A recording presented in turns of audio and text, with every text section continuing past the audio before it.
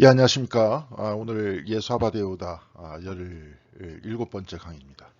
그, 오늘 이제 부제목이 이제 여기도 써 있지만, 여기 써 있습니다. 아마겟돈 신드롬 이렇게 돼 있죠. 네. 근데 이제 여기서도 제가 나름대로 이제 아마겟돈에 대해서 엔드타임이라 그러죠. 종말입니다. 에스카톨로지라고 이제 신학적으로는 에스카톨로지라는 표현을 쓰는데 이게 이제 에스카톤이라는 데서 나왔어요. 저 중간에도 이제 여기서도 이야기 될 겁니다. 근데 쭉 보니까 이제 지구가 불타고 있습니다. 절반이 불타고 있는데 이걸 제가 어디서 가져왔냐면 특별히 이제 종말론을 이야기하는 여기서도 주로 이제 하비콕스가 비판을 했었던 종말론주의자들의 홈페이지에서 제가 가지고 온 겁니다. 이제 지구가 이제 멸망한다 이거예요. 저도 이제 고등학교 다닐 때 우리 교회 전도사님이 오셨는데 이제 그분이 이제 하여튼 저에 대한 과거 특별히 이제 굉장히 어떤 보수적 기독교라 그러죠. 아니, 근본주의적 기독교죠, 사실은. 그런 부분에 영향을 많이 끼쳤어요. 저도 이제 그랬던 적이 있었습니다. 한국의 기독교인들이 대부분 그렇죠. 그러다가 이제 학교에 다니고, 이렇게 공부를 하면서 나오게 됐는데, 그런 것들은 이제 더 이상 생각을 안 하게 됐는데, 제가 가지고 있는 신학도 역시 마찬가지로 그런 쪽 아니었습니까? 막 와서 뭐 방언시키고, 지구 언제 멸망한다 그러고, 막 이렇게 협박하니까 이제 사람들이 겁나죠. 그런 사람들의 특징들은 굉장히 단정적이고 확신에 차 있기 때문에 그런 얘기를 듣다 보면 이제 아이들이 그때 굉장히 많이 영향을 받았던 것 같아요. 막 저녁 때 와서 기도하기도 하고 막. 근데 그런 겉으로 이렇게 피상적으로 바라보는 현상만을 가지고 아이들이 신앙생활 열심히 한다 이렇게 볼 수 없습니다. 그때 당시에 나름대로 이제 막 기도한다 어쩐다 이러면서 그냥 막 뜨거웠다 하는 사람 중에서 제가 알기론 아버지께서 과거에 목회하셨던 장애감리교회 그때 이제 그 한 전도사님 때문에 그분은 지금 어디 갔는지도 몰라요. 순복음 신학교를 다니시다가 중간에 그만두고 감신대를 들어오셨는데 지금 어디서 목회하는지도 모릅니다. 뭐 이상한 사람 됐을 것 같아요. 이런 이런 아마겟돈 자꾸 얘기하는 뭐 이런 사람 됐을 것 같고 그때 당시에 나름대로 뭐 뜨겁게 뭐 기도한다 뭐 이런 사람들은 또 지금 또 어디가 있는지 모르겠습니다. 이제 아버지 그 목회하셨던 이제 아버지 옮기셨으니까 그때 이제 그분이 제가 고등학교 때 뭡니까 다닐 때 그때 들어오셨다가 그때 썼던 것 같아요. 한 고등학교 1, 2학년 때쯤 됐었던 것 같습니다. 이제 그때 그러다가 제가 이제 그 교회에서 대학교 4학년 때 그러니까 1989년도에 아버지께서 교회를 옮기셔서 옮겼어요. 옮겼고 그 다음에 몇 번 장애인 감리교회에서 행사가 있었습니다. 이제 그 교회 출신들의 목회자들을 모여서 목회자들을 모아가지고 그 교회를 다녔던 사람 중에서 목회자가 된 사람들 그런 사람들을 모아서 이제 뭐 같이 하기도 하고 그런 출신들 목회자들을 데리고 와서 오후에 설교를 시키기도 하고 뭐 그랬던 기억이 있어요. 그래서 제가 그때 한 두어 번 그 교회를 갔었던데 그때 당시에 이제 뭐 한참 뭐 진짜 뜨거웠던 뭐 어떤 사람들 지금 수소문을 해보면 다 모르겠대요. 지금 어디가 있는지. 네. 그러니까 이제 그런 겁니다. 세상과 안 맞으니까요. 맞질 않는 거니까. 근데 이제 지금도 기독교 주변 안에서 기독교가 이제 극우적 정치 세력화가 되는 그런 교회들이 있죠. 뭐 정강원 목사나 뭐 이런 사람들.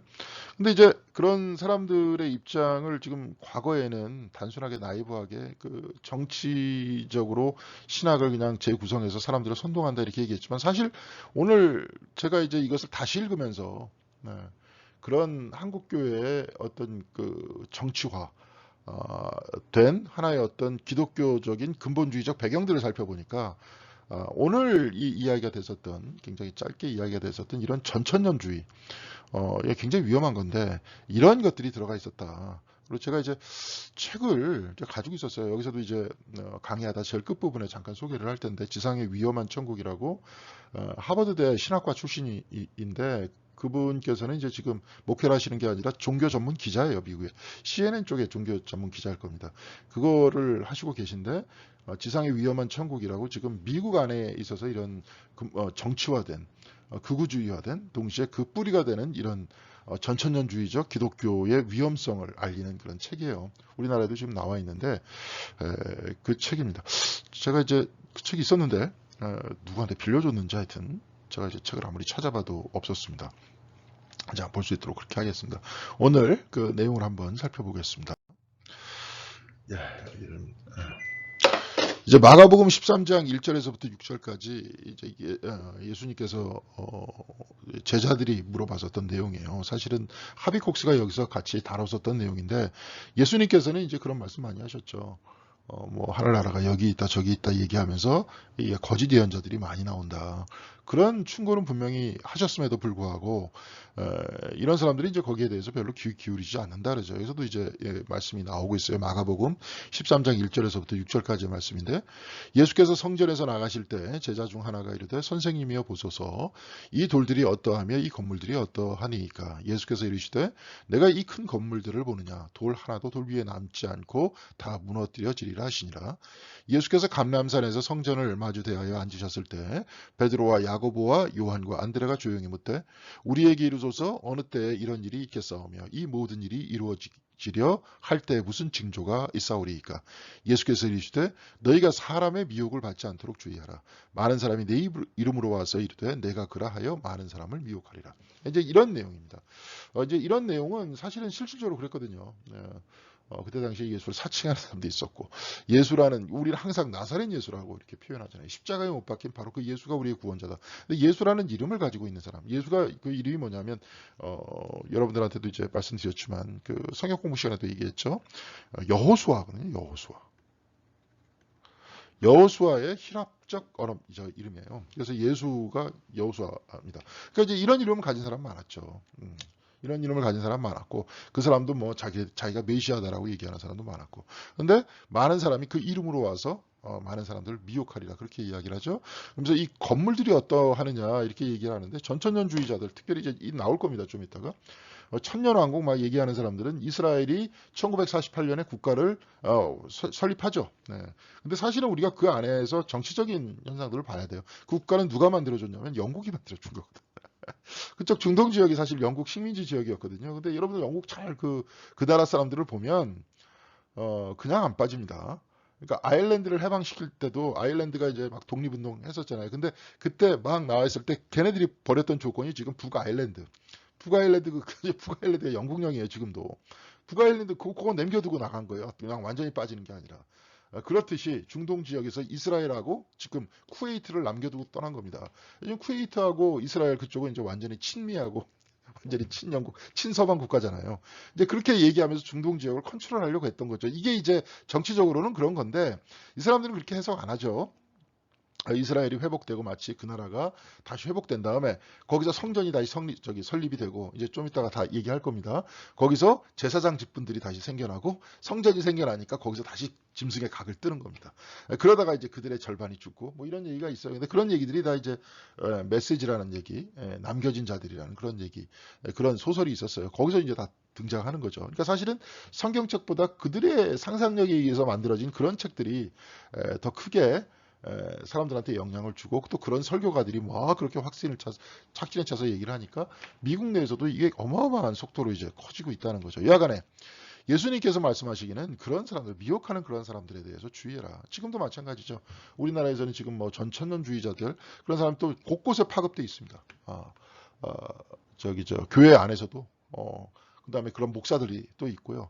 근데 그 중에서도 이제 조금 더 정치적으로 강하는 사람은 뭐 이렇게 저 정광 목사 같은 사람, 뭐 이런 사람들, 그런 사람들 이렇게 되기도 하고 아니면은 극단적으로 반대파로 들어가는 사람들은 저 이단 쪽으로 아예 가버리죠. 그러면서 메시아가 저 누굽니까 요번에 뭐 신천지 뭐 이런 쪽에 있는 사람들 그 사람들이라 가고 거기는 완전히 다 그런 이단들의 특징들은 다 요한계시록이나 다니엘서 가지고 맨날 자기가 다 풀이했다 깨달았다 그러면서 사람들을 이야기를 하는 거니까요.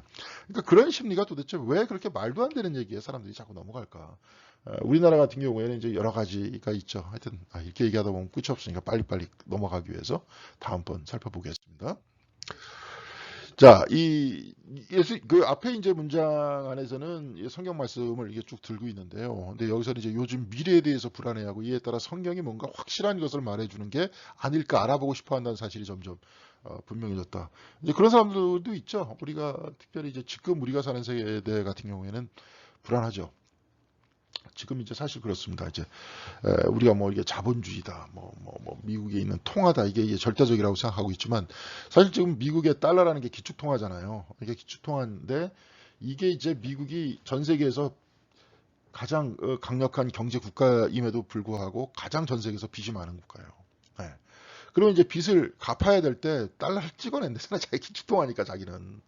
딴 나라에선 찍어내면 인플레가 되는데 여기서도 이제 계속 찍어내다 보니까 이제 그런 경제적 왜곡이 생기죠. 인플레가 생기고 증권시장에도 영향을 미치고 경제에도 영향을 미치고 막 이렇게 얘기하다 보니까 요즘에 나오는 게 이제 뭐 비트코인 같은 그런 얘기 아닙니까? 사실 그 원래 개념이 뭐냐면 가상화폐라는 게 가상화폐라 이렇게 얘기를 해도 그 화폐는 한정이 있는 거예요. 더 이상 찍어낼 수가 없어. 그럼 뭐냐 이미 돼 있는 것들을 채굴을 한다 그러더라고요. 보니까 채굴을 한다. 가상화폐를. 그런데 이제 그것도 이제 가격이 막 천정비주로 막 오르락내리락 하잖아요.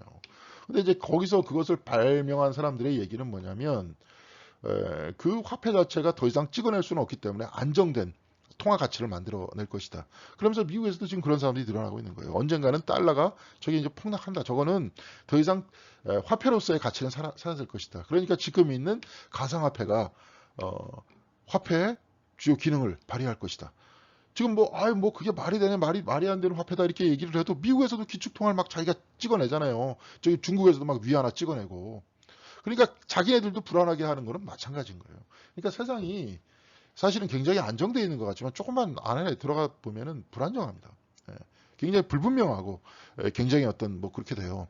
그리고 또 특별히 이제 요즘 같은 경우에 요것만 불분명한 게 아니라 우리 저 어떤 생태 문제가 지금 겹쳐 있기 때문에 하루가 다르게 지금 그렇잖아요. 지금도 뭐 벌써 장마가 시작되지도 않았는데 비가 꽤 많이 오는 것 같고 굉장히 날씨가 덥고 점점 더워지고 겨울에는 갑자기 그냥 아주 그냥 북방에서 이렇게 뭡니까 북극에서 내려올 정도의 엄청나게 매서운 추위가 내려오는데 하루 이틀 정도 내려오다가 갑자기 그냥 이게 겨울이 맞나 싶을 정도로 따뜻하기도 하고. 그러니까 이게 이제 이렇게 보면 이렇다는 거예요. 여러분들 이렇게 보면 제가 전문가가 아니지만 이제 저도 좀 이게 지구에서 위에서 보는 겁니다. 위에서 보는 건데 여기 쭉 보면 이제 여기에 이렇게 돼 있어요. 이렇게 이게 뭐냐면 이제 제트기류라는 거예요. 제트기류.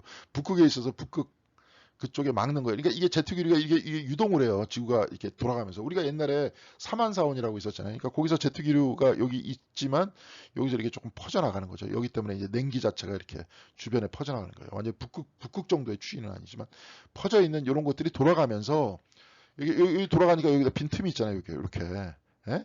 그러니까 여기가 굉장히 추운 지역이라면 요 톱니바퀴 안쪽이 추운 지역이라면 요 바깥쪽은 이렇게 안 추운 거야. 그러니까 이렇게 돌아가면서 우리가 옛날에 사만사원이 규칙적으로 이루어졌던 거예요. 근데 이제는 제트기류 자체가 이게 온난화가 시작이 되면서 여기가 이제 이쪽에 있는 이제 빙하가 녹기 시작하죠. 그러니까 이 제트기류 자체가 이렇게 막 찢어져요. 이렇게 막 이렇게 내려가서. 그러니까 우리나라보다 더 남쪽에 있는 지역이 더 추워질 수도 있고 갑자기 막 그냥 엉망이 되는 거죠. 그러면서 저번에도 한번 한여름에 캄보디아를 갔는데 캄보디아가 우리보다 더 시원해요. 동남아가. 우리나라 한참 저번에 한번 몇 년 전에 더웠을 때 그때 제가 이제 정동교회 다닐 때 있을 때 그 의료선교를 캄보디아라고 하는데 캄보디아가 더 시원해요.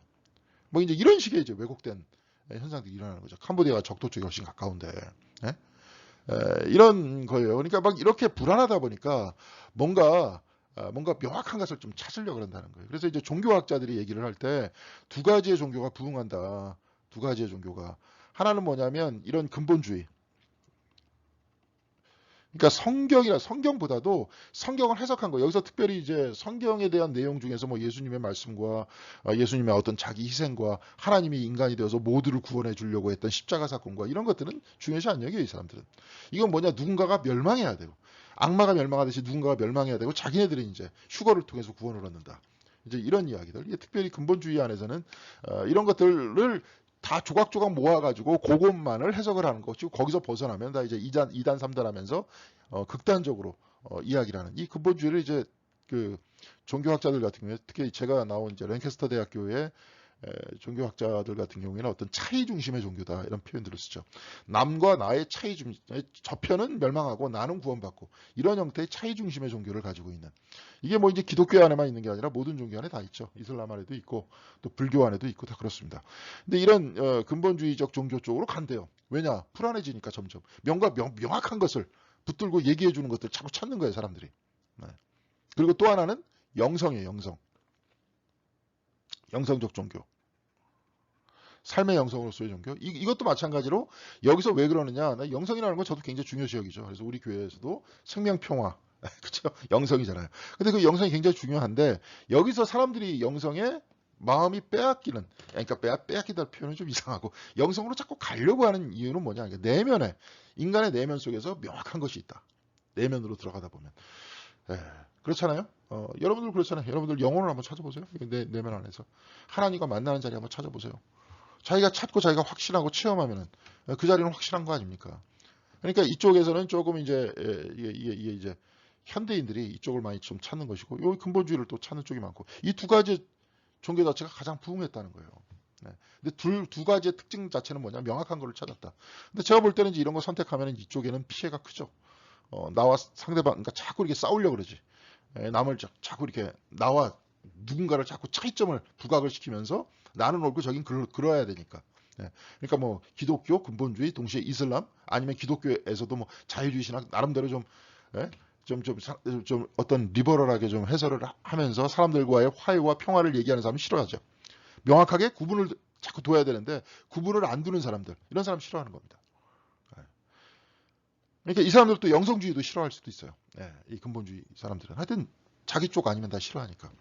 근데 여하튼 간에 이러다 보니까 이제 여기서 이제 종말론이다. 이 근본주의자들의 종말론이라는 형태가 자꾸 이렇게 커졌는데, 이 영어로 이제 에스카톨로지라 그래요. 종말론은 그리스어로 마지막을 뜻하는 에스카타에서 유래를 했기에 종말론이란 결국 신학에서 마지막 일들에 관한 가르침입니다. 물론 종말론의 이야기가 있죠. 묵시문학적 얘기가 있죠. 성경책 안에서는. 근데 그 묵시문학적 이야기 안에서 사실은 하고 싶어 했던 성경의 말씀은 다니엘서도 그렇고 요한계시록도 그렇고 새하늘과 새 땅이에요. 지금 환란이 심하지만 특별히 다니엘서 같은 경우에는 바빌론 포로기였잖아요. 요한계시록 같은 경우에는 네로 황제의 박해 때였습니다. 그런데 이것이 끝나고 하나님께서 회복시켜 줄 것이다. 이게 이제 사실은 다니엘서와 뭡니까? 요한계시록에서 하고 싶고자 하는 말이었었죠. 그러니까 그거 뭡니까? 여기서 절망하지 말고 희망을 가지라는 소리입니다. 절망하고 여기 주저앉지 말고 희망을 가지라는 거예요. 역사는 저 네로가 이끌어 나가는 것이 아니라 바빌론의 느부갓네살이 이끌어 나가는 것이 아니라 하나님께서 이끌어 나가신다. 그 얘기를 하려고 했었던 겁니다. 근데 그 이야기들을 이제 자기 나름대로 자의적으로 다 구성하면서 누군가는 멸망하고 나는 산다. 이런 식으로 이제 표현을 했다는 거죠. 이게 쭉 보겠습니다. 예수는 천리안을 가졌다는 주장을 분명히 거부했어요. 아까도 얘기했지만 너희들 미혹당한다. 미혹할 수 있다. 이런 얘기를 하시죠. 그러면서 구체적으로 거기에 대해서 말씀 안 하시잖아요. 그렇죠? 그러나 불행하게도 이런 조심성을 요즘 사람들이 본받으려고 하지 않았다는 거예요. 그리고 이런 미래에 대한 시나리오 중 더러는 희망찬 미래를 점치고 있다. 예를 들어 자본주의와 민주주의의 지구적 승리와 함께 이미 역사의 종말에 이르렀고 은하수가 식기 전에 흥미있는 일이 더 생기지 않을 것이라고 프란시스 후쿠야마의 밝은 확신. 이 사람이 이제 역사의 종말을 얘기한 사람이에요. 저 스탠퍼드 대학의 이제 이 사람이 사회학자인가 그럴 겁니다. 근데 이제 이 사람이 이제 얘기했던 유명한 얘기가 역사의 종말이라는 얘기였죠. 이게 뭐냐면 사회주의가 여기서 멸망한 다음에 결국은 그런 형태로 나오지 않을 거다. 그러니까 쉽게 얘기해서 인간이 가지고 있는 기본적인 체제가 인간의 어떤 차이가 있잖아요. 우리 기독교도 사실 마찬가지입니다. 하나님의 나라라는 건 하나님의 나라 안에서 모두가 평화롭게 공존하는 그 나라를 지금 우리는 얘기하는 거 아닙니까? 예. 그런데 이런 형태의 미래 비전이라는 것은 더 이상 없다. 그리고 사회주의가 얘기하는 것도 그런 거 아니에요? 더 이상 계급이 존재하지 않는다. 사람 사이에서 평등하게 모두가 공평하게 산다 하는 그런 미래를 꿈꾸는 인간의 미래와 미래 비전은 더 이상 이제 끝났다. 그 역사는 다 끝났다 하는 거예요. 그러면서 여기서 얘기하는 자본주의가 얘기하고 뭐 민주주의가 승리했다. 뭐 희망찬 미래라는 것보다 이 사람이 얘기하는 거는 원래 인간이 이렇게 살았잖아요. 원래 인간이 불평등하게 살았잖아요. 중세시대 때도 불평등하게 살았고 지금도 불평등하게 사는 거 아닙니까? 예? 근데 그런 미래는 이제 없다. 이 불평등한 것들을 개선하고 극복하려고 하는 건 없다. 그냥 이 체제로 간다. 하는 것이 후쿠야마가 얘기했었던 역사의 종말이라는 겁니다. 네. 그래서 최근 이런 종말론을 다룬 책으로 이제 이 소설책을 주로 얘기하고 있어요. 그러니까 이거 보니까 우리나라에도 번역돼 나왔더라고요. 그래서 버려진 사람들이라고 이렇게 쭉 나왔는데 이게 나중에 보니까 이 메시지라는 걸 여러분 중에 혹시 보신 분들 계실 겁니다. 이게 두란노에서부터 나온 거더라고요. 이게 1권이잖아요. 1권, 2권, 3권, 4권 정도까지 있는 것 같아요.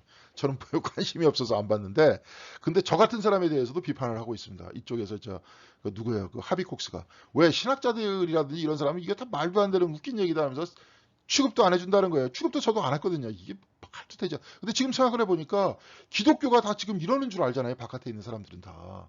예? 아까도 얘기했지만 기독교가 지금 여기서 한국 기독교는 메시지에서 이렇게 얘기를 하면서 이런 종말론에 참작하는 것이 아니라 이게 지금 정치와 연결돼 있다니까요. 지금 이런 정치적 극우주의하고 종말론하고 연결이 돼 있어요. 한국. 예. 그러니까 이 부분이 지금 한국 사람들이 교회다 그러면 다 그렇게 여기고 있잖아요. 그러니까 저 같은 신학자들 이거 관심도 없어요. 뭐 말도 안 되는 얘기를 하는데 지금 그 이야기가 지금 기독교를 엄청나게 잠식하고 있다는 겁니다. 우리도 보잖아요. 우리도 여기서 보니까 예수님의 가르침, 특별히 하비콕스가 지금 여기서 뽑아내려고 했었던 거는 지금 여기서도 종말론 마찬가지예요. 좀 이따가도 이제 이야기할 거지만 예수님께서는 이런 종말론에 대해서는 관심이 있으셨던 게 아니었죠.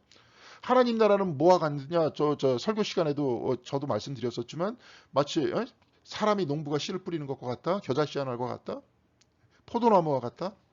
이렇게 이야기하면서 어떻게 되는 겁니까? 변해가는 거잖아요. 변해가는 거. 내가 변하는 것. 그리고 주변이 변하는 것. 근데 씨앗이 뭐 하루아침에 확 자라버립니까? 천천히 서서히 자라잖아요. 내 믿음도 커지고 하나님의 말씀을 내 안에 깨달아가지고 깨닫는 것으로 끝나는 것이 아니라 내 삶이 되는 것. 이것이야말로 종말 아닙니까? 예? 주님께서는 그것을 곧 천국이라고 얘기했어요. 예. 그런데 여기서 이렇게 얘기 안 하고 이제 여기서는 이런 식으로 얘기한다는 거예요. 이게 사실은 아까도 말씀드렸지만 다니엘서라든지 요한계시록에서 나왔던 그런 묵시문학적인 종말론의 형태가 사실은 뜻하는 바를 깊게 읽질 않고 자의적으로 자기네들 멋대로 이렇게 얘기하는 거죠. 예. 특별히 이제 한참 이런 것들이 좀 심해졌을 때는 물론 이제 이것이 최초로 나올 때는 보니까 뭐 근세 시대였다는 거예요. 시대 변혁이 될 때 막 흔들리고 막 사람들의 가치관이 막 혼돈되고 막 이럴 때 이제 이런 얘기들이 나오잖아요. 한국에서도 이제 여러분 잘 아시죠? 뭐 정감록 같은 그런 얘기들, 그런 비서들이 자꾸 나와가지고 사람들 사이에서 막 읽히고 그러면서 이제 뭐 정도령이 와가지고 한다는 둥, 구원해 준다는 둥, 여기에 이제 마치 미륵불 사상까지도 막 결합되고 미륵불이라는 게 그런 거예요. 어떤 뭐 여러 가지 불교 안에서는 여러 가지 하늘이 있거든. 그 중에서 7번째 하늘에서 있었던 존재가 미륵불인데 나중에 강생에 밑으로 내려와서 사람들한테 불법을 설파한다. 뭐 이런 얘기인데 이런 이야기하고 결합된 정도령과 이야기가 결합된 얘기가 나와가지고 옛날에 뭐 이제 동학이라든지 그쵸? 지금 요즘에 한참 뭐 증산도라든지 대순진리교라든지 다 사실 그쪽 동네에서 다 나온 거거든. 그거는 정감록 뭐 이런 것도. 그러니까 한국 사람들도 이런 것들이 있었어요.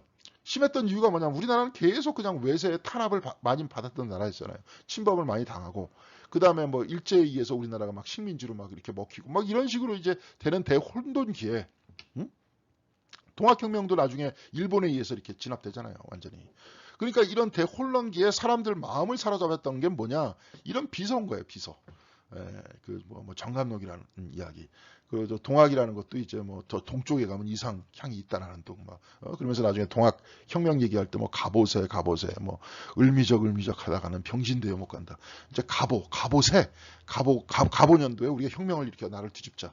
그래서 을미년도 을미적 그 다음에가 을미년이잖아요. 을미적 하다가는 그 다음에 병신년인데 병신대 못 간다. 그러니까 가보세 해가지고 그 다음에 정봉준이가 혁명을 일으켰던 거죠. 그러니까 정봉준의 혁명의 뿌리라는 것도 다 동학혁명의 뿌리라는 것도 그런 나름대로의 비서의 사상이 다 짬뽕이 된 상태에서 그 어떤 동학 사상과 결합된 상태에서 그렇게 이야기가 됐던 겁니다. 뭐 이런 얘기예요. 이런 얘기인데 하여튼 그렇게 막 혼란됐을 때 아까도 얘기했지만 사회가 혼란되면 그렇게 이야기를 많이 한다는 거예요. 그래서 이제 이 버려진 사람들이라고 불리는 이 일련의 소설이에요. 이 소설에 대해서 지금 많이 얘기를 하고 있습니다. 저는 안 읽어봤기 때문에 제가 이걸 읽어보지 않았기 때문에 여러분들한테 이제 말씀 못 드리는데 여러분 보면 대충 뭐 내용은 있습니다. 또 그렇다고 해서 여러분들 이게 또 비싼 돈 주고 이거 보니까 이미 이제 나오지는 않고 헌책방에서 나오는데 보니까 뭐 몇천 원 해요. 근데 괜히 이제 돈 주고 사 읽을 만한 책은 아니고요. 저 열대우림도 자꾸 망가지는데, 그쵸? 왜 종이로 이런 것들, 종이가 다 나무 아닙니까? 이런 것들로 만들어가지고 쓸데없는 얘기를 자꾸 하는지. 근데 여하튼 이 종말가는 이스라엘 극우 정치인들을 지지해요. 지금도. 그래서 미국 내에서도 이스라엘 사람들이 지금 하고 있는 역할도 미국의 어떤 극우 정치를 막 지지를 하고 있죠. 이것이 미국의 대외 정책을 좌우하고 또 있어요. 아무것도 아니라 그러면서 우리가 막 비웃고 있어도. 그것은 모든 거대 담론이 죽었다. 이제 포스트 모더니즘이라는 게 뭐냐면 거대 담론이라는 게 뭐냐면 과학이라 그러잖아요. 모든 시대를 어떤 구성하는 커다란 하나의 이론이 있잖아요. 근데 과학 이론이다. 이렇게 딱 얘기를 하면 사람들은 다 생각이 우리가 어떤 일이 뭐 예수님이 저번 시간에도 기적을 얘기했었지만 기적을 얘기할 때마다 우리가 참 그렇게 못 따라가는 이유가 뭐냐면 과학적으로 사고해서 그랬다 그랬잖아요. 우리가 과학주의자들이기 때문에 어느 순간인가 과학이 우리 자신을 지배하고 있는 하나의 어떤 거대한 담론이 됐다는 거죠. 이 이전의 거대한 담론은 뭐예요? 신학이었던 거겠죠. 성경이었던 거겠죠. 저 유럽이라든지 미국에서는. 근데 그런 시대가 딱 지나니까 지배하고 있었던 그 이야기는 뭐냐면 과학이에요. 그러니까 이 모든 거대 담론이 다 죽었다라고 얘기하는 건 뭐냐면 과학은 과학적 관점에서 얘기하는 것 뿐이다라고 이야기를 합니다. 포스트 모더니스트들은. 그러니까 그냥 하나의 시각일 뿐이에요. 과학도 과학 시각이에요. 어떤 사람이 예술적 시각이다, 문학적 시각이다. 그런 시각이 있는 거죠. 그러니까 어떤 시각이라는 것도 독점할 수 없다라고 얘기하는 게 포스트 모더니스트들이에요. 네. 우리나라에서는 또 특별히 이제 포스트 모더니즘이다 그러면 옛날에 변선한 교수하고 홍정수 교수 쫓겨날 때 변선한 교수는 종교다원주의 얘기하고 홍정수 교수가 제일 끝에 썼었던 책이 뭐 포스트 모던 신학이 그 두 가지를 다 짬뽕 시켜갖고 뭐 포스트 모던 종교다원주의.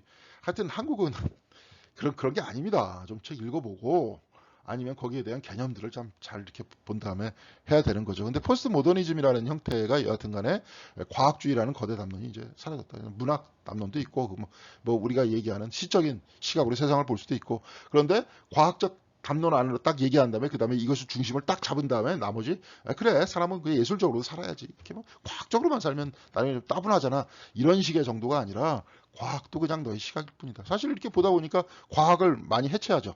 많이 해체하는 게 뭐냐면 이거 뭐 지금 요즘에 양자역학 같은 것들 나오면서 우리가 알고 있는 과학이라는 것도 기존에 있어서 공식 그런 공식에 따라 가지고 기존적 전제 안에서나 가능한 얘기지 그런 전제가 없이는 불가능하다. 이제 이런 이야기를 많이 하면서 많이 깨고 있죠. 근데 여하튼간에 이런 거대 담론들이 죽었다라고 막 얘기를 하면서 포스트 모더니스트들이 한쪽에서 나오고 있지만 여기서 보니까 이렇게 엄청나게 거대 담론들을 만들어내면서 전 세계를 이스라엘의 극우 정치인들과 미국의 극우 정치인들이 전 세계를 움직이는 이 일종의 이제 트럼프도 이제 그런 현상 중에 하나인데요.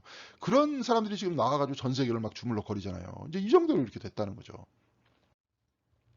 근데 이제 이 사람들이 가지고 있는 것들이 이제 세대주의 신학이라고 그러기도 하고요. 이게 dispensational theology 혹은 천년주의 신학이라고 그래요. 전천년주의라고 그랬죠. 천년 왕국이 생기기 전에 전천 신학이라고 하는데 역사를 7개의 독특한 세대로 나누고 하나님이 각 시대마다 확연히 다른 방법으로 세계를 다스리셨다는 거죠. 그러니까 예수 시대도 같다는 거야. 지금 그 다음 시대는 이제 우리 시대가 딱 와가지고 이제 이 시대는 뭐예요? 저 악을 응징하고 지옥에다 집어넣고 이제 우리만 구원받는다. 이제 이런 식으로 얘기하는 거죠. 또 지상에서 1000년 동안 그리스도 왕국이 건설된다는 것이 성경의 예언대로 된다. 예. 그러니까 이제 저기 천년왕국이라는 게 거기 나오잖아요. 저기 어디입니까? 저 요한계시록에. 근데 천년이라는 그런 뜻은 그때 많다는 뜻이에요. 그 영원히 다스린다. 그러니까 하나님 나라가 완전히 거기서 완전히 평화로운 그러한 국가가 나라가 만들어진다는 그런 굉장히 천이라는 숫자는 큰 숫자잖아요. 그래서 이제 그렇게 얘기하는 건데 여기서 실질적으로 아주 문자 그대로 그냥 그렇게 이루어진다. 이렇게 얘기하는 거고요. 근데 이 말세 신학이 이제 퍼져나가는 그러한 방식은 보니까 뭐 염가 보급한 서적들이라든지 TV라든지 무수한 웹사이트 우리가 저번 시간에 텔레비전 막 그게 있다 그랬잖아요. 텔레비전 부흥사. 그런 사람 이렇게 쭉 보면은 텔레비전 이렇게 이게 리모컨으로 쭉 내려가다 보면 그 사람도 있습니다. 그런 사람들 얘기해요. 미국에서는. 뭐 우리나라에서는 모르겠어요. 제가 우리나라 기독교 방송 뭐 텔레비전에서 나와가지고 뭐 목사들 설교하고 성역 공부시키고 하는 것들을 제가 못 봐서 모르겠지만 그럼 하겠죠.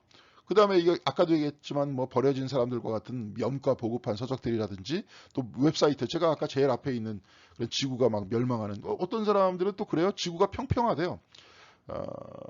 지구가 평평하다고 주장하는 사람도 있습니다. 뭐 이런 사람들이 이 웹사이트를 가진 그 인터넷 운동에 있어서 가능하다는 거다. 이것은 하나의 다른 신학이 아니라 분명 하나의 운동이라는 거예요. 지금 막 이런 사람들이 운동이 퍼지고 있어요. 근데 이들이 말하는 것을 종합해 보면 첫째, 유대인들이 자기의 고향으로 돌아간대요. 진짜로 돌아갔잖아요. 1948년에. 그리고 나서 예루살렘을 수도로 하는 유대국이 재수립된다. 지금 이스라엘이 설립됐죠. 그리고 나서 파괴되었던 성전이 재건되고 지금 이제 재건되지 않았습니다. 근데 재건돼야 돼. 얘네들은 막. 왜 재건 안 하는지 모르겠어. 막 이러겠죠. 그러니까 뭐 성전이라는 게 그때 짐승의 각을 뜨는 건데 지금 요즘 세상에 그걸 하겠습니까? 그러니까 성전이 필요 없는데 왜냐하면 이 사람들의 신앙은 회당 중심이잖아요. 그러니까 그렇게 안 하고 막 이렇게 뭐 얘기하면 막 싫어하겠죠. 이스라엘 그 수상 중에서 이제 이스라엘 수상을 뽑을 건데 성전을 재건하겠다는 사람을 막 뽑아주겠다고 막 미국에서 막 이러겠죠. 그래서 없어졌던 제사장 제도가 재도입되며 기원 후 70년 로마인들이 예루살렘을 초토화하면서 중단되었던 짐승을 잡아들이는 제사 알죠? 레위기의 제사가 다시 재현된다는 거예요. 자연히 세대주의 신학자 선봉자들은 1948년 이스라엘 국가의 수립을 쌍수로 환영했대. 원래 세대주의 신학이라는 게 요즘 나온 게 아니라 굉장히 오래됐다는 거죠. 48년 이전에 됐다는 거예요. 그래서 착착 맞아 떨어지니까 그냥 착착 맞아 떨어지게 아주 거기에 맞춰가지고 아주 좋아하는 거죠. 착착 맞아 떨어지는 걸 좋아하다 보니까 다시 진짜 안 맞아 떨어지죠. 무슨 착착 맞아 떨어집니까 세상이. 그러니까 다 착착 맞아지게끔 책들을 자꾸 쓰는 거예요. 저렇게 다 구성해가지고. 응? 제가 이제 먼저 정독교회 어떤 양반이 있는데 이 사람도 이런 사람이었어요. 지금 장로 중에 한 명이에요. 이름은 내가 차마 못 되겠고 그 양반이 갑자기 목사님한테 내가 꼭 전해드려야 될 책이 있다는 거예요. 그래서 뭔 책인가 그랬더니 환단고기. 여러분들 환단고기라고 하세요? 아유. 환단고기라고 있어요. 이게 뭐냐면 화단고기가 아니라 환단고기. 고기 먹는 고기가 아니라 우리나라 과거의 역사인데 뭐 환국과 단군국 이런 국가들이 세워지는 모든 과정 속에 쓰인 위서 역사책이에요. 그러니까 어떤 사람이 이게 쓴 거겠죠. 그거 그때 자기네들이 언제 있었어요. 우리나라 저기 한글이 생겨난 지가 얼마 되지도 않았는데 물론 이제 여기 있는 사람들은 그 이전에 가림토 문자라는 문자가 있었고 막 그래갖고 막 우리나라의 단군 이전의 역사를 마치 그냥 하나님한테 선택받은 역사라고 이야기를 하면서 사실 이런 사람들이 얘기하고 싶은 게 사라진 단지파가 이제 우리나라 이제 단군 거기에 이제 뿌리가 됐다. 이제 이런 얘기를 하고 싶은 거죠. 그러면서 이스라엘의 미국의 근본주의자들이 그렇게 얘기했거든요. 한참 미국의 막 기독교가 막 이런 극우주의적 기독교가 부흥할 때 이제 이스라엘한테 맡겼던 사명은 이제 끝났다. 이제 미국이 그 이스라엘의 사명을 맡으면서 전 세계를 구원할 그 사명을 맡게 된다. 그러면서 그냥 미사일 만들고 이제 막 핵폭탄 만든 거죠. 근데 이제 우리나라의 그 조영기 목사 같은 사람, 그런 사람은 또 그 이야기를 또 그대로 받아서 이제 미국은 타락했다. 이제 미국은 끝났고 미국에 맡을 그러한 하나의 어떤 새 예루살렘의 역사를 우리나라한테 맡기셨다 하나님께서. 진짜로 그랬어요. 조영기 목사 이런 사람들이 막 부흥사들이 그렇게 맡기면서 나중에 그렇게 하다 보니까 한국의 역사가 그 어떤 하나님의 역사 안에 편입돼야 될 거 아니에요. 그러면서 나온 게 이제 이런 환단고기 같은 이러한 이야기를 이스라엘 역사하고 짬뽕 시켜가지고 이제 막 그래갖고 막 그래요. 이러면 그래서 태극기 집회 같은 할 때 보면은 한쪽에서 이스라엘 국기 들고 나오는 사람들이 있습니다. 그런 사람들이 이제 이런 사람들. 말도 안 돼. 말도 안 돼. 근데 제가 이렇게 비웃으면 사실 안 된다는 거예요. 아까 저 하비콕스도 좀 이따 얘기할 겁니다. 이렇게 자꾸 비웃고 상대도 안 해줬고 그냥 말도 안 되는 얘기다 하는 그러한 사이에 이들이 이미 기독교 안에 있어서 굉장히 많은 담론들을 말도 안 되는 이야기들을 차지하기 시작했고 정치를 움직이기 시작한다는 거죠. 그렇죠? 자, 여하튼 지금 세대주의자들은 예루살렘 성전이 재건되고 제사제도가 재도입되기를 손꼽아 기다리고 있다는 거예요. 그리고 이제 그렇게 얘기하면서 전쟁이 나요. 이스라엘 중심으로. 그 중동에 전쟁이 나서 이스라엘의 반 이상이 죽는데. 이 책에서도 그러니까 아까 남겨진 사람들이라는 그 책은 어떻게 남겨졌느냐. 휴거를 해. 그 휴거가 뭐냐면 고린도전서 딱 보면은 이제 하나님의 나팔 소리가 뭐 나서 공중에서 주님을 만날 것이다. 막 이런 거 죽은 시체들이 일어나고 막 이런 이야기거든요. 부활이라는 하나의 이야기들을 주님과 함께하는 그런 어떤 거대한 이야기 속에서 바울이 얘기했던 얘기와 동시에 7년 대환란이라는 그 뭡니까 저기 요한계시록의 얘기를 짬뽕 시켜가지고 마지막 날이 딱 되면은 진짜 신앙이 좋은 사람들은 다 들려 올려가지고 저쪽으로 간다.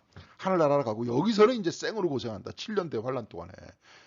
옛날에 그래갖고 우리가 뭐 다미선교회 막 이런 게 있었잖아요. 근데 이게 말이 됩니까? 여러분 생각해보세요. 예수님께서 하나님께서 인간이 돼서 이 땅에 내려오셔가지고 여러분한테 이 책 있어요. 이 책이 뭐냐면 자세히 쭉 보세요. 신은 낙원에 머물지 않는다는 책이에요. 하나님은 낙원에 머물지 않는다. 그러면서 여기서도 얘기하는 구체적인 하나님의 사랑에 대해서 이야기를 하는데 이 땅에 내려오셔서 인간이 되면서 인간 모두를 구원하시려고 하는 또 베드로전서 같은 경우에 보면 지옥까지 내려가서 그 앞에서 선포하시려고 하는 그래서 온 땅을 하나로 통합하시면서 하나님 나라로 만들려고 하는 이 큰 위대한 사랑을 다 버려버리고 자기만 쏙 빠져갖고 자기네들은 저 위에서 띵까띵까 하면서 잘 놀고 자기네들은 이제 여기서는 생으로 고생하고 그리고 여기서 사람 다 죽이고 그런 다음에 새로운 나라가 세워질 것이다 이렇게 지금 생각하고 있는 거예요 지금. 이거 기독교 신학 여태까지 전통적으로 나와 있는 신학 다 부정하는 겁니다. 이거 말도 안 되는 얘기들이에요. 근데 이런 얘기들이 지금 되고 있는 거예요. 막 그렇게 얘기해서 나는 선택받았고 나는 우리 집안은 우리 가족은 알고 있는 사람들은 저 들려 올려가지고 그렇게 될 것이다라고 얘기하는 게 얼마나 좋아. 그리고 자기가 미워하는 저 인간들은 저 분명히 이제 나중에 지옥불에 들어갈 것이다. 이렇게 얘기하면서 세계관을 그렇게 구성하면서 살아나가는 게 얼마나 속으로 통쾌하겠습니까? 많은 예, 그렇게는 안 됩니다. 예, 그거는 성서적인 것이 아닙니다. 근데 여하간에 뭐 이렇게 되다 보니까 1969년 8월 데니스 마이클 로한이라는 젊은 호주 관광객이요. 성전산 꼭대기에 있는 이슬람 모스크로 올라가서 휘발유를 적신 걸레를 가지고 거기다가 불을 질렀대. 재판을 받는 과정에서 그가 라디오의 세대주의 설교의 설교를 애청하던 그리스도인이라는 사실을 밝혀줍니다. 그러니까 막 선동하는 겁니다. 자꾸 이슬람하고 이제 싸움 붙이는 거예요. 그래야지 빨리 싸움이 붙고 그래가지고 파괴가 되고 그래야 자기 같은 사람은 휴거가 되고 이게 뭡니까? 예? 그 다음에 하나님 나라가 빨리 완성될 것이다. 그렇게 진짜 생각을 하고 있어요. 예. 그래서 막 핵전쟁을 막 부추기기도 했어요. 옛날에. 러시아하고 막 있을 때. 그래야지 막, 하나님께서 옛날에 나는 절대로 물로써 이제 사람을 심판하지 않겠다. 이렇게 얘기하니까 물로 심판 안 하니까 이제 불로 심판한다. 여러분 이런 설교 들었을 겁니다. 그래서 막 핵전쟁 같은 거 막 플러스 해가지고 막 짬뽕 해가지고 설교하는 사람들, 저도 들어봤어요.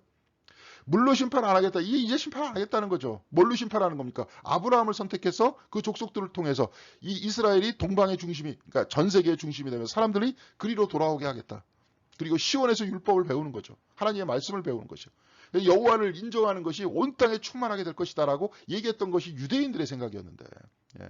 그들이 가지고 있는 메시아주의였는데, 예수님께서 오셨죠. 예수님의 말씀을 다 배우고 사랑을 실천하면서 살아나가는 것. 이것이 곧 우리가 이야기하는 하나님 나라가 돼야 될 거 아닙니까? 뭐 교회가 세워준다? 교회가 세워준다고 해서 예수 그리스도의 말씀이 실천이 되면서 우리 자신의 삶 속에서 여호와의 충만한 삶이라는 것들이 우리 주변에 막 가득하게 되고, 예. 즉 하나님 안에서 모든 사람들이 하나가 되어서 더 이상 굶주리는 사람들이 없고 서로 도와주는 그런 나라가 되고 있습니까 지금? 안 되죠. 좀 교회를 세워도 그냥 거의 우리 교회 같이 근근히 그냥 예산 맞춰가면서 하는 교회 같은 경우에는 몇몇 교회 선교하기도 힘들잖아요 지금. 하여튼 그래요.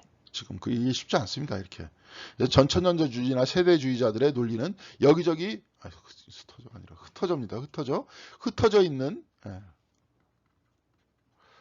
성경 구절들을 문맥과 상관없이 끌어다가 이상스럽게 짜기를 한 거예요. 진짜로. 아까도 얘기했지만 고린도 전서의 이야기와 그 다음에 뭐 다니엘서 몇몇 개와 요한계시록을 짬뽕시키는 이야기. 그렇게 해가지고 자기 나름대로 아까도 얘기했던 그런 책을 만드는 거예요. 또 다른 성경책 비슷하게 뭐 그런 소설책들 같은 거 만든 다음에 사람들 그거 침봉하게 만들고. 제가 고등학교 다닐 때 휴거라는 책이 있었습니다. 휴거. 똑같은 책이에요. 얇은 책인데 그건 좀 유치한데 그것도 한참 유행이었습니다. 그 책. 그래서 가장 의심스러운 특징들 중 하나는 일이 이런 식으로 진행되다가 언젠가 될지도 누구는 장담하지 못하지만 어느 때가 되면 모든 그리스도인들이 그렇죠. 말썽 많은 지구에서 그주의 품 안으로 들려간다는 것이다. 이것을 휴거라고 하는데 이는 19세기 영국 설교가 존 다비에 의해 일반화된 개념이래요. 이 전까지는 흩어져 있었죠. 나중에 공중에서 들려올린다는 이야기는 바울도 했었습니다. 그런데 그때는 마지막 날이죠. 그렇죠. 마지막 날. 그런 다음에 환란이 있을 것이다. 그 얘기는 요한계시록에 기록되어 있는 얘기입니다. 그러니까 짜깁기 하는 거죠. 그러면서 들려올려가지고 환란이 있고, 그렇죠? 나중에 막 그런 얘기를 하는 거죠. 그래서 버려진 사람들이라는 11부작 대하소설의 뼈대를 제공한 것이 이 휴거라는 생각이라는 거예요. 예. 구원받는다, 천국 간다, 뭐 이런 얘기를 지금 휴거라는 개념으로 바꿔서 얘기를 하면서 지금 지구에서 막 뭐 위기였잖아요. 옛날에 막 냉전 시대. 요즘 같은 경우에는 중국과 이제 좀 별로 안 좋죠. 예. 그런 시대를 또 계속 부추기겠죠. 중국하고 친해지는 걸 싫어하겠죠. 예. 미국이. 화해하는 거 이런 거 싫어하는 겁니다. 좀 빨리 싸워야 돼. 그래서 전쟁이 일어나가지고 이런 시대가 돼야 돼. 얼마나 살벌한 얘기입니까, 여러분? 예? 마세가 아니라 말세입니다. 이거 프로프리딩을 분명히 했는데 제가 이제 똑바로 하겠습니다. 맨날 다짐만 하네요. 말세 신학이 미국이나 혹은 세계 복음주의 프로테스탄트 교회의 일부 변두리에서 발견되는 일종의 컬트 정도만을 대표하는 것이라고 생각하는 것은 잘못이다. 아까 저도 얘기했죠. 컬트라는 건 뭐냐면 흉내내는 겁니다. 흉내내는 거. 우리도 영화 뭐 이렇게 텔레비전 드라마 같은 거 막 흉내내는 거 있잖아요. 그래가지고 하나의 문화가 형성이 되죠, 그죠? 옛날에 한참 미국 그 무슨 맥도날드 선전이었나? 거기서 스파이크 리라는 영화 감독이 있어요. 흑인 감독인데 그 사람이 나이키 맞아. 나이키 선전을 하면서 손가락으로 하면서 피스 이런 적이 있었는데 이게 얘기했어요. 이게 피스. 그래가지고 그 어떤 젊은 특히 흑인들 사이에서 스파이크 리라 그러면 굉장히 어떤 성공한 흑인이잖아요. 그 사람들 같이 그냥 서로 자기네들이 서로 인사할 때 손가락으로 피스 이렇게 인사하는 거 이런 것들이 이제 컬트라는 겁니다. 문화를 형성하는 거. 그러니까 이런 문화를 형성하는 정도 그러니까 그냥 아무것도 아니죠. 또 유행이 지나면 또 다른 문화가 막 생겨나고 그러는 거니까. 이렇게 생각하는 건 잘못이다. 이런 책에 대해 말이라도 들어본 학자들이 이런 신학을 웃기는 것으로 취급해버리고 만다니. 저도 그렇게 생각하니까요. 근데 그렇게 취급하지 말라는 거죠. 이 심각하게 지금 아주 잠식하고 있다는 겁니다. 기독교가 사랑의 종교라고 그랬는데 저렇게 누구는 죽어야 되고 자기만 쏙 빠지고 구원받는다. 이렇게 얘기를 하면 어떻게 사랑의 종교가 될 수 있어요. 하나님께서 이 땅에 내려오셔서 모든 이들을 통해서 구원하기 위해서 자기 스스로가 죽었다는 거. 하나님이 죽을 수 없잖아요. 그런데 하나님이 죽음이 됐잖아요. 죽음과 하나가 됐잖아요. 그러니까 우리는 어떻게 된 겁니까? 죽음이 우리들한테 와도 뭐예요? 희망이 있는 거 아니에요? 하나님도 그 안에 계신 거 아니에요? 그리스도께서 그 안에 계신 거 아닙니까? 이렇게 큰 사랑을 이야기하는 게 기독교 신앙인데 어떻게 이렇게 돼버린 거예요?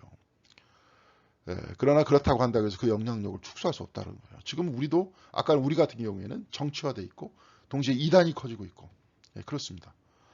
지금 유행하고 있는 말세 신학을 다가올 하나님의 다스림에 대한 예수의 메시지와 비교해보면 극명한 차이는 각기 흑적이다. 첫째, 예수는 그가 가르치는 메시지가 그 당시 사람들이나 전 인류를 향해 복된 소식이라고 믿었는데, 그러나 말세 신학은 모든 사람이 특히 유대인들에게 나쁜 소식이에요. 왜냐하면 이스라엘의 전쟁이 터져서 중동하고 터져서 절반 이상이 죽으니까. 자기네들은 아니라 그러겠죠. 자기네들 유대인 아니니까. 특별히 이것이 이제 미국을 중심으로 아까도 얘기했지만 영국은 좀 그래. 미국을 중심으로 나온 거니까 미국하고 이스라엘하고 얼마나 많이 떨어져 있어요. 그러니까 이스라엘 사람 절반이 죽고 미국은 그냥 막 전 세계에서 가장 강력한 국가니까 자기네들은 죽을 이유 없죠. 또 자기는 거기에다가 게다가 휴거된다니까. 얼마나 좋아. 그런데 그들한테는 나쁜 소식이잖아요. 모든 이들에게 복된 소식이 아니라.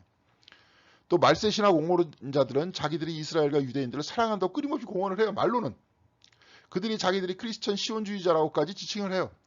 아까도 나한테 책 준 사람들도 맨날 그냥 뭐 방언한다 어쩐다 하면서 그냥 어디서 들었는지 그냥 무슨 히브리어 짬뽕 뭐 히브리어 알파벳 막 하면서 그렇게 말을 그렇게 해요. 말은. 그들은 열렬한 근데 매파들이에요. 이스라엘과 팔레스타인 국가와의 평화 정착 같은 것은 무조건 길을 쓰고 반대한다는 거죠. 아까도 얘기했지만 그런 전쟁이 일어나야 돼. 그래야지 말세가 오니까. 진짜 올까요? 그렇다고? 다미성 교회는 그래도 좀 나아요. 옛날에 이 사람들에 비해서는. 그 사람들은 자기네들이 말세가 온다고 얘기하면서 막 자기네들끼리 떠들다가 안 왔으니까 그냥 해체됐잖아요. 근데 이 사람들은 지금 전쟁을 일으키려고 하고 있어요. 전쟁을. 그러고 해서 안 오면. 안 오죠. 성경은 그렇게 기록되어 있지 않았기 때문에. 근데 이 사람들은 그렇게 믿고 있고 전쟁을 부추기고 있어요. 자기들의 미래를 그린 도표에는 평화라는 것은 있을 수 없는 거죠. 그래서 평화 얘기하고 사랑 얘기하고 화해 얘기하면 싫어합니다.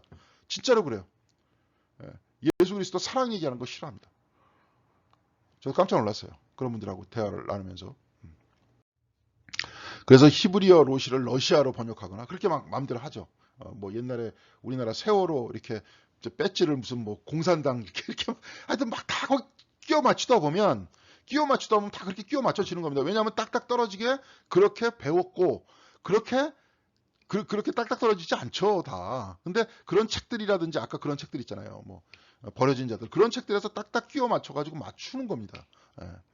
그래서 반그리스도 국가인 러시아에 대한 레이건의 악의 제국 등과 결합한 저편의 악의 세력이라는 생각, 이런 모든 생각들을 다 결합하는 거죠. 로시라는 거 러시아. 그래서 성경에서 얘기하는 로시는 저 러시아야.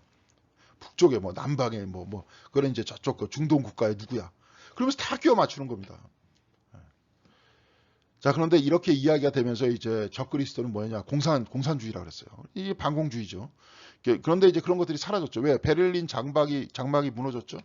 그러면서 지금 이제 우리가 알고 있는 어떤 국가적 사회주의라는 형태는 이제 러시아가 사라졌고 동구권도 이제 사라졌죠. 그러면서 뭐예요? 지금 중국 정도가 남았는데 중국도 거의 뭐 우리가 알고 있는 과거의 사회주의가 아니지 않습니까? 경제를 지금 자유시장 경제를 받아들인 거 아니에요. 네. 그러니까 이런 것들이 이제 약발이 이제 떨어지는 거예요. 그런 것들이 악의 세력이었고 쟤네들을 이제 무적행에 보내야 되는데 이제 걔네들이 사라졌으니까 또 다른 적이 필요한 거 아닙니까? 또 다른 적이 필요한. 지금 그 또 다른 적이 누구냐? 냉전 시기가 끝나자 말세 옹호론자들은 적그리스도의 역을 맡을 다른 후보자들을 긁어 모아야 했는데 처음에는 해방신학. 얘네는 이제 약간 이거 뭐야 진보적이고 막 이러니까.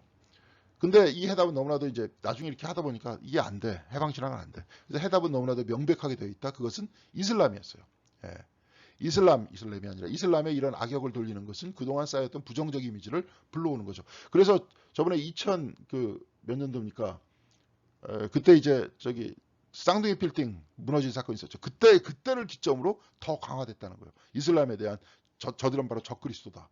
저들이야말로 우리의 적이다. 그러니까 공산주의 이후에 이들은 적이 필요했는데 그 적을 이제 이슬람으로 삼았다는 거죠.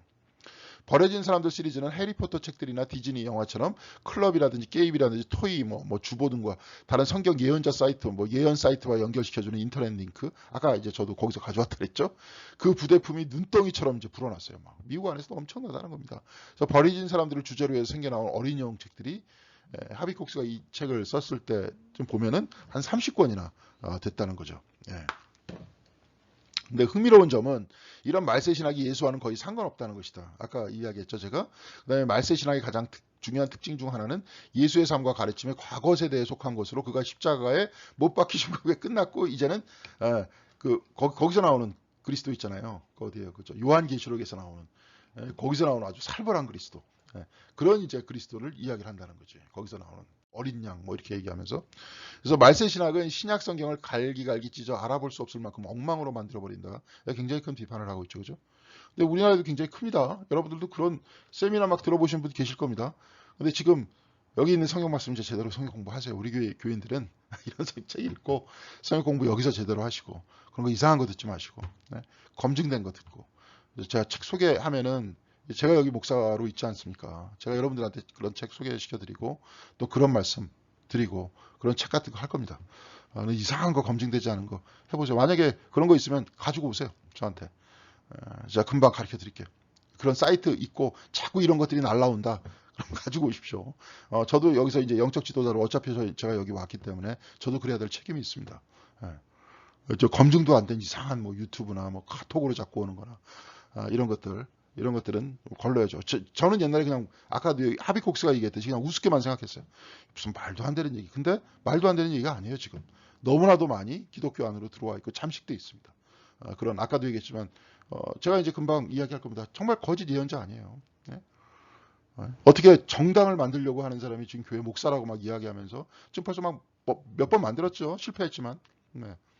그래서 본인 스스로가 국회 들어가기를 원하는 사람이 뭐 그냥 성경까지 다 짬뽕으로 만들고 왜곡시키고 사람들 안에서 분노를 막 집어넣어 놓고 사랑 대신에 그래 놓고 자기는 자기 영달을 꾀하려고 하는 그 사람. 그런 사람이 어떻게 되겠습니까? 그러니까 안 되니까 저도 목사로서 여러분들의 영혼과 여러분들의 삶을 지켜야 될 저한테 책임이 있죠. 그러니까 말씀드리는 겁니다. 자, 그리고 여러 가지 중에서 성모 마리아의 찬가. 예를 들어서 이제 마리아가 막 얘기하잖아요. 마리아가. 특히 이제 마리아가 찬가를 했었을 때는 가난한 자들 하나님께서 높이셨다. 부자를 빈손으로 보내셨다. 막 이런 얘기. 뭐 예수 그리스도의 어떤 탄생의 얘기. 우리 미리 이제 다 예수 하버드 요다를 통해서 다 같이 한번 생각을 해봤죠. 산상수훈 전체라든지 비유들을 모두 다 무시하죠. 예수님의 가르침을 다 무시합니다. 예수가 그를 따르던 이들이 끝이 언제 이를 것인가 계속 물어볼 때마다 이에 답하기를 거절하고 뭐 그렇죠. 하나님 나라가 언제 온다 뭐 여기 있다 저기 있다 못하느니 하나님 나라는 너희 안에 있다라고 바리새인들한테도 그렇게 얘기하잖아요. 예수님께서 예언자들과 점쟁이들을 경계하라고 분명히 한 성경 구절에 대해서는 이런 방구도 안 한다는 거죠. 좀 이상하게 성경을 구성하고 있다는 거죠. 말세 신학 신봉자들은 목적을 가진 윤리적 선택을 무력화시키기도 한다. 말세 신학은 명백히 숙명론적이라는 거예요. 뭐 이스라엘이니까 이스라엘 거기 가가지고 걔네들은 반이 죽어야 돼. 해석에 근거한 내막을 잘하는 열성가들에게 성경은 미래에 나타날 일들을 다 낱낱이 다 얘기한다는 거죠. 그러면서 그 하나의 어떤 예언서, 비서 같은 아까도 얘기한 정감록 같은 책으로 읽는 거예요. 이 사람들은. 근데 왜 내 학생들을 포함해 그렇게도 많은 사람들이 이런 황당하고 정신 나간 신학에 매료되어 있을까? 그 원인은 예수의 시험 중 셋째 시험, 곧 무기력한 숙명론주의 유혹에 기인하는 것이다. 자기가 볼 때는 이건 개선할 수 없어. 그냥 맡겨버리는 거죠. 하나님께서 우리를 이 땅에 보내시면서, 그렇죠? 우리를 통해서 당신 나라를 만들어 나기를 원하시는데, 사랑의 나라잖아요. 하나님께서 낮아지셔서 인간이 되셔서, 그러면서 그렇게 사랑하려고 하는 사랑의 나라를 만들려고 하셨던 건데, 그런 나라를 만들려시기 위해서 우리를 내세우는 거죠. 왜 하나님께서 전지전능하신 하나님께서 그런 걸 못 하시겠어요? 근데 하나님의 방법은 그런 방법을 취하지 않잖아요. 그래서 바울은 하나님께서는 오히려 역설적으로 어리석은 방법을 선택하셔서 모두를 구원하시는 사랑의 나라를 만드신 것이다. 만드시려고 하신 것이다. 그러면서 하나님의 어리석임이 사람의 지혜로움보다 낫다 그러잖아요. 그런데 이제 그런 이야기들은 다 무시합니다. 사실은 신학은 거기서 구성이 되는 겁니다. 그러면서 교회가 그렇게 나가야 되는 거고 우리도 그렇게 살아야 되는 건데 그런 얘기는 안 하죠. 네. 자, 버려진 사람들 시리즈와 그 어필의 근원에 대해서 나름대로 이제 하비콕스가 곰곰이 생각해 봤대요. 도대체 왜 이런 것들이 사람들한테 이렇게 매료를 하느냐. 우리도 마찬가지죠. 나는 그 작가들이 뭔가 중요한 것을 건드렸다는 사실을 인정하지 않을 수 없었다는 거예요. 그 시리즈는 우리 문화에 친숙한 성경의 주제를 솜씨 좋게 되살려냈다는 거죠. 그런 책들이 막 영향을 끼치고 막 얘기가 되는 거는 교회 좀 우리는 이제 원래 기독교 문화가 아니잖아요. 근데 교회 좀 다니는 그러한 사람들이 성경에 대해서 생각하는 거기에 대해서 이제 찌르고 들어가는 거죠. 그렇죠? 되살려내는 겁니다. 그것은 그리스도인들과 유대인들 모두가 창조 세계를 위한 하나님의 뜻을 이루는데 담당해야 할 중요한 역할이 있음을 깨우쳐 줬다는 거예요. 맞죠? 예. 한번 하나님께서 아브라함을 선택하셔서 동시에 이스라엘을 선택하셔서 또 이들을 통해서 오히려 나중에 이제 이들이 그러잖아요. 이스라엘의 고난을 통해서 거꾸로 동시에 세계를 구원하시려고 하는. 나중에 이제 우리는 기독교인들은 예수 그리스도의 고난을 통해서 동시에 우리가 예수 그리스도의 고난에 참여함으로써 우리가 낮아지고 겸손해짐으로써 하나님 나라가 온다. 우리는 이렇게 믿고 있지 않습니까? 예. 그런데 이렇게 믿고 있는데 그러나 그렇게 하는 중에 유대인에게는 치욕적인 역할, 전쟁을 일으켜서 절반이 죽어야 되는 역할을 담당하게 하고 그 이스라엘을 치는 나라는 누구예요? 이슬람이다. 이슬람. 예. 악마로 만들고 그리스도교에서 골자를 빼버리는. 그리스도교에서 골자가 뭡니까? 십자가의 복음 아니에요. 예수의 가르침, 산상수훈의 가르침 아닙니까? 이건 다 빼버리고 예. 이렇게 만들어버리면서 세계관을 구성을 하면서 그 다음에 종말주의로 가는 겁니다. 그러면서 정치적 극우주의로 가는 거예요. 이 모두가 동등한 자격으로 참여함을 경축하는 그런 종말론을 상상할 수 없게 하느냐. 예수님께서 하나님 나라의 잔치상이잖아요. 저 멀리 있는 인간, 여기 있는 인간, 뭐 절름발이 다 데리고 와라. 그래서 거기서 같이 먹고 같이 즐기는 같은 식탁 안에서 마치 그 마틴 루터 킹이 이제 그것을 본따 가지고 그런 아주 감동적인 연설을 하잖아요. 나에게는 꿈이 있습니다. I have a dream 얘기하면서 또 조지아에서 남쪽이잖아요. 예, 그쪽 인종차별이 심한 곳인데 거기서 흑인의 자녀들, 저 과거 노예의 자녀들과 그 노예 주인의 자녀들이 한 식탁에서 같이 먹는 그런 꿈을 자기는 꾸고 있다. 하나님 나라의 식탁의 꿈을 꾸고 있는 거 아닙니까? 그게 기독교예요. 그게 예? 이런 게 기독교가 아니라. 그래서 이 신학은 나름대로의 정치적, 사회적 차원이 있어요. 그러나 그것은 물론 치명적인 것이다. 그것은 예수가 그렇게도 염려한 지구의 비참한 사람들에 대해서는 약한 사람들, 마리아의 찬가 얘기했죠. 가난한 사람들, 그렇게 예수님께서 사랑하셨던 가난한 사람들에 대해서는 완전히 무관심하다는 거죠. 그래서 말세가 되어 세상을 정결하게 한다는 생각은 그 인간적인 방법으로든 신의 방법으로든 입에 담기에 너무나도 위험하다. 아까도 얘기했잖아요. 휴가는 좀 낫다. 우리 저 다미성 교회는 자기네들끼리만 막 소리치면서 막 박수치면서 내가 오늘 이제 한국이래. 천국 갈 것이다. 이렇게 얘기하다가 자기네들끼리 그냥 안 되니까 그냥 끝나고 말았잖아요. 예? 물론 이제 거기서도 재산 착복해가지고 이제 재산 다 바치고 막 이런 사람들이 있었겠지만 그래도 몇이나 남을 죽이고 그런 건 없었잖아요. 그런데 그런 건 위험하잖아요. 서로 전쟁을 자꾸 부추기고 막 이러니까. 너무나도 현실적인 것이 아닐 수 없다. 이 번역을 잘못했습니다. 제가 바꿀 걸. 너무나도 비현실적이다. 그런 얘기죠. 예수 자신은 겨자씨, 포도가지 등 자라남과 서서히 이루어지는 성숙을 말하는 이미지, 곧 유기체적 은유를 계속 사용함으로써 계속 씨가 뿌려지고 자라나고 우리가 깨닫고 우리가 변하고 동시에 우리가 변하면서 동시에 우리의 입술을 통해서 나오는 그런 말씀이 주변으로 퍼져서 그 주변이 변하고 이런 것이 이제 하나님 나라가 확산되는 거 아닙니까? 더 좋은 방법으로 미래에 대해서 생각하기를 제시했던 거죠. 예수님께서는 그렇게 하셨는데 이들은 그렇게 했다는 거예요. 그래서 여기 제일 끝에 굉장히 재미있는 말, 뭐 우리도 여러분들도 이제 비슷한 얘기는 들어봤을 텐데 제자가 그랬대요. 랍비시가 오늘 메시아가 오신다는 것을 알고 있다면 무엇을 하시겠습니까? 그 랍비는 자기의 수염을 쓰다듬고 입술을 오므리며 대답했대요. 글쎄 나는 계속해서 내 정원에 물을 주겠네. 메시아가 오더라도 나는 내 할 일을 하겠다. 그런 얘기죠. 여기서 막 다 파괴되고 뭐 자기는 들려올리고 이런 얘기 만드는 게 아니라 지금 이제 여기 나와 있습니다. 지상의 위험한 천국. 여기서 이제 아메리칸 파시스트. 크리스 헤지스라는 사람이 쓴 책입니다. 정연복 이 감리교 목사일 겁니다. 이분이 이제 번역을 했고요. 개마고원에서 나왔습니다. 지상의 위험한 천국.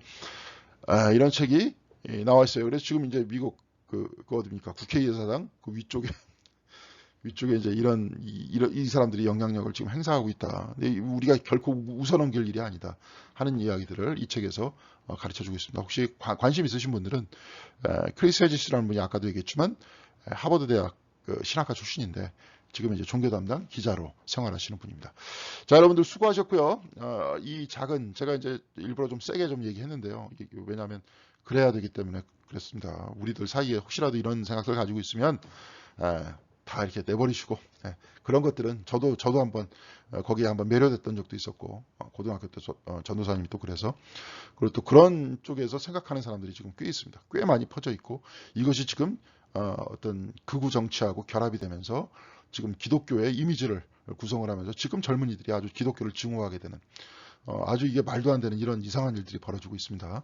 근데 이럴 때일수록 우리가 다시 예수 그리스도의 복음으로 돌아가서 십자가의 복음과 예수님의 가르침으로 돌아가서 이 가르침의 정수를 우리가 실천하고 또 우리가 지금 우리 교회가 또 영성이잖아요. 영성. 그것들을 마음에서 깨달아져서 우리 자신의 어떤 삶으로서 살아나가는 것. 생명과 평화의 삶을 우리가 살아나가는 것.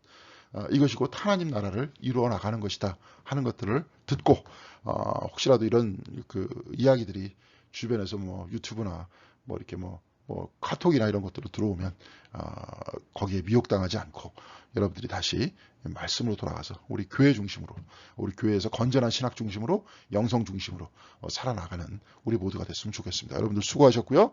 다음 시간에 또 다른 주제를 가지고 뵙도록 하겠습니다. 감사합니다.